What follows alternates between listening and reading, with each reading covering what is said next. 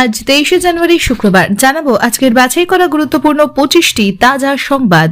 শুরুতেই দেখে নেব আজকের সংবাদ শিরোনাম।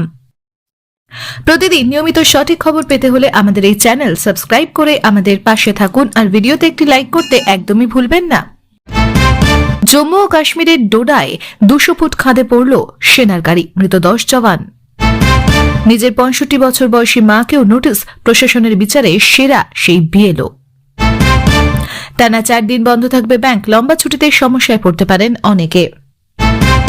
রাজ্যে পিছিয়ে যেতে পারে ভোট, এসআইআর নিয়ে আশঙ্কার পাশাপাশি হিরণের বিয়ে নিয়ে মন্তব্য দিলীপ ঘোষের।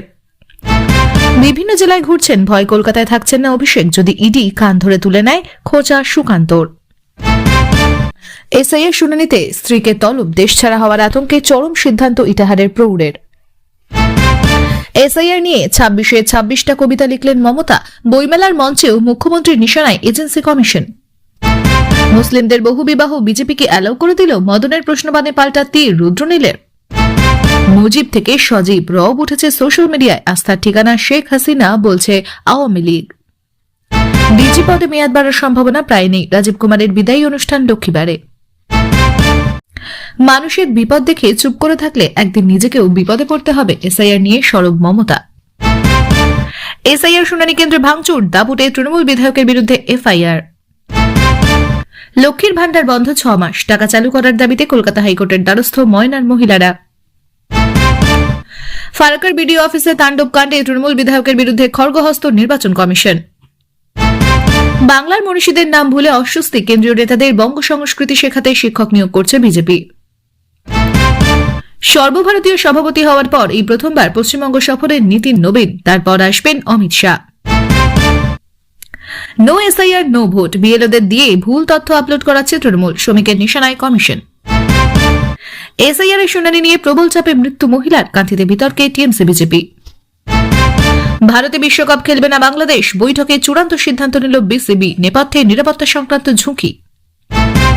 ফারাক্কার পর ইটাহার, এসআইআর শুনানি কেন্দ্রে ভাঙচুর, হামলার অভিযোগ, জেলা শাসকের কাছ থেকে দ্রুত রিপোর্ট তলব কমিশনের। পরপর ছুটির পরই দেশ জুড়ে ধর্মঘট, মাসের শেষে টানা 5 দিন বন্ধ থাকবে ব্যাংক, চরম ভোগান্তির আশঙ্কা। এসআইআর শুনানি কেন্দ্রে ভাঙচুর, দাপুটে তৃণমূল বিধায়কের বিরুদ্ধে এফআইআর।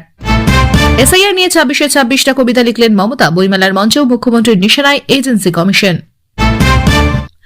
এতক্ষণ শুনছিলেন সংবাদ শিরোনাম, এবার আসছে বিস্তারিত খবরে। বইমেলার মঞ্চে বিস্ফোরক মমতা, এসআইআর ইস্যুতে 26 বছরে 26টা কবিতা, নিশানায় কমিশন এজেন্সি। কলকাতা আন্তর্জাতিক বইমেলার মঞ্চ থেকে ফের একবার রাজনৈতিক বার্তায় ঝাঁঝ বাড়ালেন মুখ্যমন্ত্রী Mamata Bandyopadhyay. Special intensive revision বা এসআইআর ইস্যুকে কেন্দ্র করে তিনি জানালেন, আগামী 2026 সালের বিধানসভা নির্বাচনের আগে সাধারণ মানুষের ভোটাধিকার রক্ষার প্রতিবাদ হিসেবেই তিনি লিখেছেন 26টি কবিতা। মুখ্যমন্ত্রীর কথায় এই কবিতাগুলি শুধুই সাহিত্য চর্চা নয়, বরং মানুষের কণ্ঠস্বর ও প্রতিবাদের ভাষা। বইমেলার মতো এক সাংস্কৃতিক ও বুদ্ধিবৃত্তিক মঞ্চ থেকে মমতা সরাসরি নিশানা করেন নির্বাচন কমিশন ও কেন্দ্রীয় এজেন্সিগুলিকে। তার অভিযোগ, এসআইআর শুনানির নামে সাধারণ মানুষকে ভয় দেখানো হচ্ছে, নোটিশ পাঠিয়ে তলব করে হয়রানি করা হচ্ছে। বিশেষ করে সংখ্যালঘু, গরিব ও প্রান্তিক মানুষদের মধ্যে ইচ্ছাকৃতভাবে দেশছাড়া হওয়ার আতঙ্ক ছড়ানো হচ্ছে বলেও দাবি করেন তিনি। মুখ্যমন্ত্রী বলেন, ভোটাধিকার কেড়ে নেওয়ার চেষ্টা হলে আমরা চুপ করে বসে থাকব না। মানুষের বিপদ দেখেও যারা নীরব থাকে, একদিন সেই বিপদ তাদের কাছেও আসবে। তার কবিতাগুলিতে উঠে এসেছে গণতন্ত্র, অধিকার, ভয়মুক্ত সমাজ এবং প্রশাসনিক স্বচ্ছতার দাবি। রাজনৈতিক মহলের মতে বইমেলার মঞ্চ থেকে এই বার্তা দিয়ে মমতা একদিকে যেমন কেন্দ্রের বিরুদ্ধে রাজনৈতিক লড়াইকে তীব্র করলেন, তেমনি ভোটের আগে আবেগী জনসংযোগেও জোর দিলেন। বিরোধীদের দাবি, কবিতার আড়ালে রাজনৈতিক চাপ তৈরি করাই মুখ্যমন্ত্রীর উদ্দেশ্য। যদিও তৃণমূল কংগ্রেসের বক্তব্য, এটি মানুষের পাশে দাঁড়ানোর নৈতিক দায়বদ্ধতা। সব মিলিয়ে সাহিত্য ও রাজনীতির মেলবন্ধনে এসআইআর ইস্যু নতুন মাত্রা পেল বলেই মনে করছেন রাজনৈতিক বিশ্লেষকেরা। এসআইআর শুনানি কেন্দ্রের তাণ্ডব, দাপুটে তৃণমূল বিধায়কের বিরুদ্ধে এফআইআর দায়ের। রাজ্যের এসআইআর শুনানি কেন্দ্র ঘিরে উত্তেজনা ক্রমেই ভয়াবহ আকার নিচ্ছে। সাম্প্রতিক এক ঘটনায় একটি এসআইআর শুনানি কেন্দ্রে ব্যাপক ভাঙচুর ও বিশৃঙ্খলার অভিযোগ উঠেছে। প্রশাসনিক সূত্রে খবর, এই ঘটনায় দাপুটে এক তৃণমূল বিধায়কের বিরুদ্ধে এফআইআর দায়ের করা হয়েছে। অভিযোগ, শুনানি চলাকালীন ওই বিধায়ক ও তাঁর অনুগামীরা কেন্দ্রে ঢুকে সরকারি কাজে বাধা দেন এবং কর্মীদের ভয় দেখান। প্রত্যক্ষদর্শীদের দাবি, শুনানি কেন্দ্রের আসবাবপত্র ভাঙচুর করা হয়, গুরুত্বপূর্ণ নথিপত্র ছড়িয়ে দেওয়া হয় এবং কর্মীদের উপর চাপ সৃষ্টি করা হয়। পরিস্থিতি নিয়ন্ত্রণে আনতে পুলিশকে হস্তক্ষেপ করতে হয়। ঘটনার পরেই বিষয়টি নির্বাচন কমিশনের নজরে আসে। নির্বাচন কমিশন এই ঘটনায় অত্যন্ত কড়া মনোভাব নিয়েছে। কমিশনের তরফে স্পষ্ট জানানো হয়েছে, ভোটার তালিকা সংশোধন একটি সাংবিধানিক প্রক্রিয়া এবং সেখানে কোনো রাজনৈতিক হস্তক্ষেপ বরদাস্ত করা হবে না। অভিযুক্তদের বিরুদ্ধে কঠোর আইনি ব্যবস্থা নেওয়ার ইঙ্গিতও দেওয়া হয়েছে। অন্যদিকে তৃণমূল কংগ্রেসের পক্ষ থেকে অভিযোগ অস্বীকার করা হয়েছে। দলের বক্তব্য, এসআইআর প্রক্রিয়ার নামে সাধারণ মানুষকে অযথা হয়রানি করা হচ্ছিল। তার প্রতিবাদ জানাতেই স্থানীয় মানুষ জড়ো হয়েছিলেন। তবে বিরোধীদের দাবি, শাসক দলের ক্ষমতার দাপটেই প্রশাসনিক কাজ ব্যাহত হচ্ছে। রাজনৈতিক বিশেষজ্ঞদের মতে, শাসক দলের বিধায়কের বিরুদ্ধে এফআইআর হওয়া রাজ্যের রাজনীতিতে অত্যন্ত গুরুত্বপূর্ণ ঘটনা, যা নির্বাচন কমিশন ও রাজ্য সরকারের সম্পর্ককে আরও টানাপোড়েনের দিকে ঠেলে দিতে পারে। ফারাক্কার পর ইটাহারে অশান্তি, এসআইআর শুনানি কেন্দ্রে ভাঙচুর, হামলা, রিপোর্ট তলব কমিশনের। ফারাক্কায় এসআইআর শুনানি কেন্দ্র ঘিরে অশান্তির ঘটনার রেশ কাটতে না কাটতেই এবার উত্তর দিনাজপুরের ইটাহারে নতুন করে উত্তেজনা ছড়াল। স্থানীয় সূত্রে জানা গেছে, এসআইআর শুনানি চলাকালীন একদল দুষ্কৃতী কেন্দ্রে ঢুকে ভাঙচুর চালায় এবং কর্মীদের হুমকি দেয়। পরিস্থিতি দ্রুত নিয়ন্ত্রণের বাইরে চলে গেলে পুলিশকে মোতায়েন করা হয়। ঘটনার জেরে নির্বাচন কমিশন তাৎক্ষণিকভাবে নড়ে চড়ে বসে। কমিশনের তরফে জেলা শাসকের কাছে দ্রুত ও বিস্তারিত রিপোর্ট তলব করা হয়েছে। কমিশন স্পষ্ট করে জানিয়েছে, ভোটার তালিকা সংশোধনের মতো গুরুত্বপূর্ণ গণতান্ত্রিক প্রক্রিয়ায় কোনো রকম বাধা বরদাস্ত করা হবে না। প্রশাসনিক সূত্রের দাবি, এই অশান্তির পেছনে রাজনৈতিক উস্কানি থাকতে পারে। বিরোধী দলগুলির অভিযোগ, শাসক দলের মদতেই একের পর এক জায়গায় এসআইআর শুনানি কেন্দ্র অশান্ত হচ্ছে। তাদের দাবি, এতে সাধারণ মানুষের মধ্যেও ভয় ও বিভ্রান্তি তৈরি হচ্ছে। অন্যদিকে তৃণমূল কংগ্রেসের বক্তব্য, সাধারণ মানুষের স্বতঃস্ফূর্ত ক্ষোভকেই রাজনৈতিক রং দেওয়া হচ্ছে। দলের মতে, এসআইআর প্রক্রিয়ার নামে বহু জায়গায় প্রশাসনিক ত্রুটি ও অমানবিক আচরণ রয়েছে, তারই প্রতিবাদ এই অশান্তি। সব মিলিয়ে ফারাক্কার পর ইটাহারের ঘটনা প্রমাণ করছে যে এসআইআর ইস্যু ক্রমশ রাজ্যের সবচেয়ে বড় রাজনৈতিক সংঘাতের বিষয় হয়ে উঠেছে, যা 2026 সালে নির্বাচনের আগে পরিস্থিতিকে আরও উত্তপ্ত করতে পারে। ডিজি পদে মেয়াদ বাড়ছে না, লক্ষ্মীবারে রাজীব কুমারের বিদায়ী অনুষ্ঠান। পশ্চিমবঙ্গ পুলিশের ডিজি রাজীব কুমারের মেয়াদ বৃদ্ধি নিয়ে দীর্ঘদিনের জল্পনার অবসান হতে চলেছে।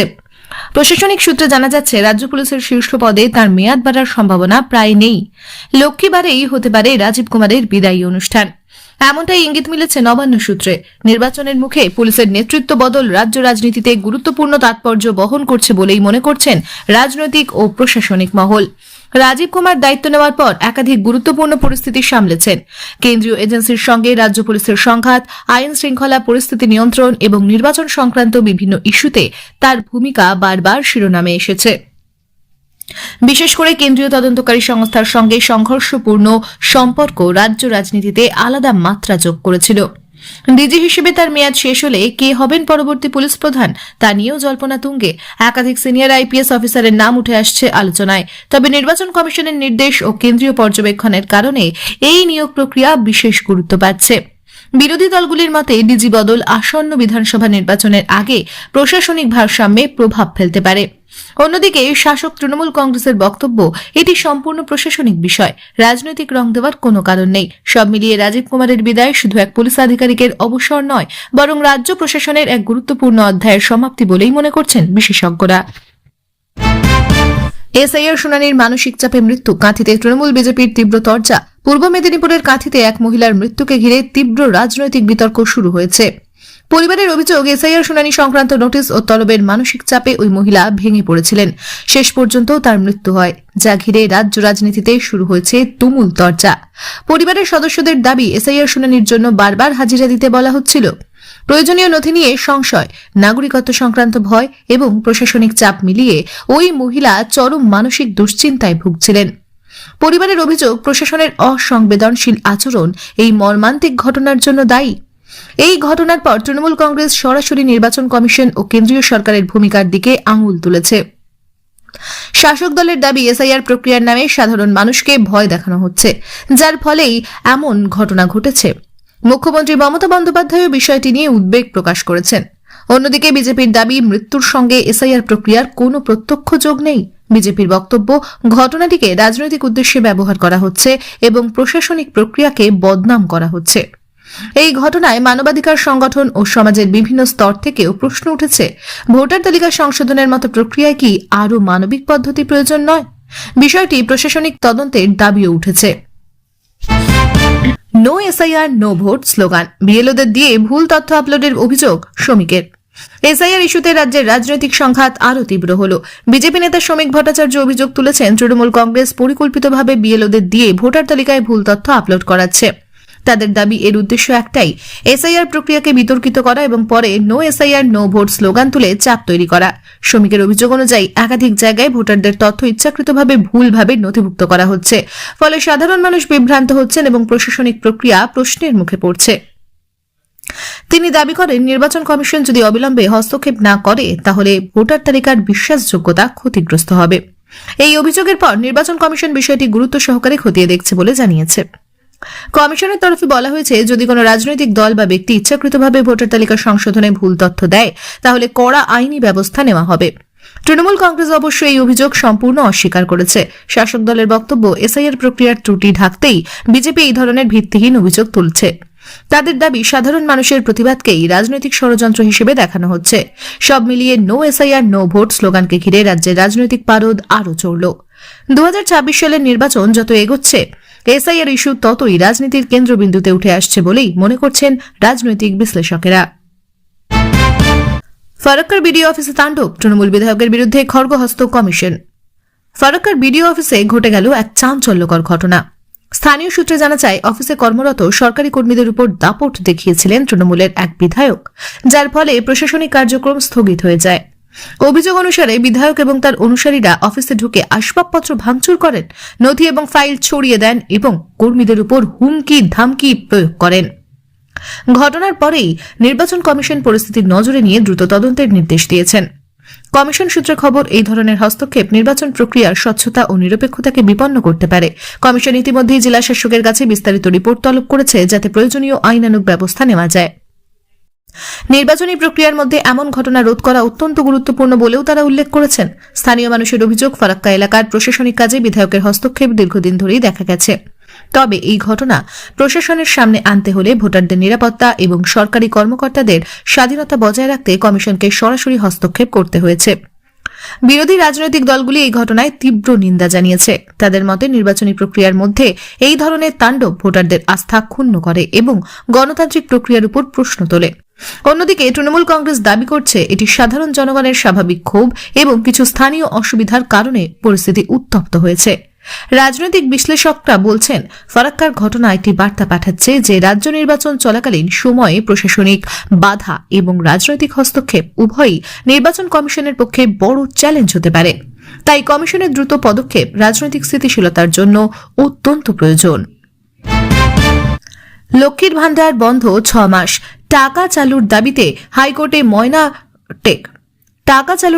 হাইকোর্টে ময়নার মহিলারা কলকাতার ময়নাবাজারে দীর্ঘ 6 মাস ধরে বন্ধ রয়েছে লক্ষ্মীর ভান্ডার, যার সরাসরি বহু সাধারণ মানুষ ও ব্যবসায়ীর দৈনন্দিন জীবনে প্রভাব ফেলেছে। সমস্যা সমাধানের জন্য বহু নারী গ্রাহক এবং স্থানীয় ব্যবসায়ী কলকাতা হাইকোর্টের দ্বারস্থ হয়েছেন।